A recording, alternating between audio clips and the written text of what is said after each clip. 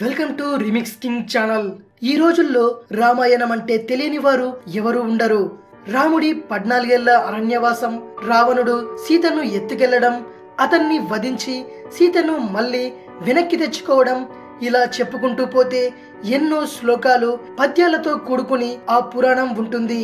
రామాయణం అందులోని విశేషాలు, సంఘటనలు చాలా మందికి తెలిసినప్పటికీ దాదాపుగా అనేక మందికి తెలియని కొన్ని విషయాలు ఉన్నాయి.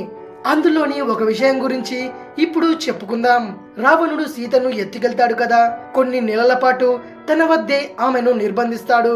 అనంతరం రాముడు సీతను వెతుక్కుంటూ వచ్చి రావణుణ్ణి సంహరించి ఆమెను తీసుకెళ్తాడు.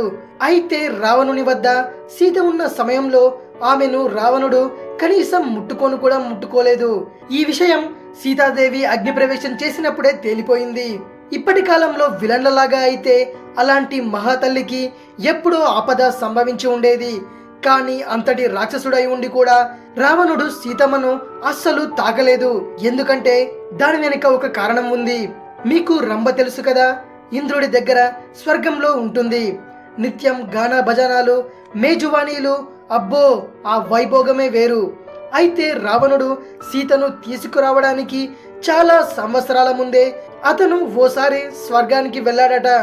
అప్పుడు అక్కడ ఉన్న రంభను చూసి రావణుడు మనసు పారేసుకుంటాడు. తనతో గడపాలని ఆమెను బలవంతం చేస్తాడు. అందుకు రంభ ఒప్పుకోదు. అయినా రావణుడు వదిలిపెట్టకుండా ఆమె వెంటపడతాడు. ఈ క్రమంలో అది చూసిన రంభ ప్రియుడు నల కుబేరుడు రావణునికి శాపం పెడతాడు.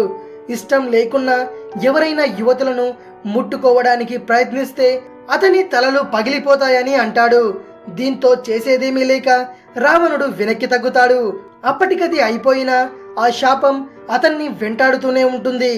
అందులో భాగంగానే సీతను ఎత్తికెళ్లిన అన్ని నెలల పాటు తన వద్ద బందీగా పెట్టుకున్న ఆమెను కనీసం తాకను కూడా తాకలేదు.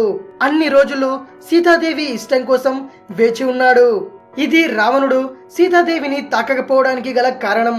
మరిన్ని ఇంట్రెస్టింగ్ వీడియోస్ కోసం రిమిక్స్ కింగ్ ఛానల్ని సబ్స్క్రైబ్ చేయండి. మరో వీడియోతో మీ ముందుకు వస్తాను. అంతవరకు సెలవు.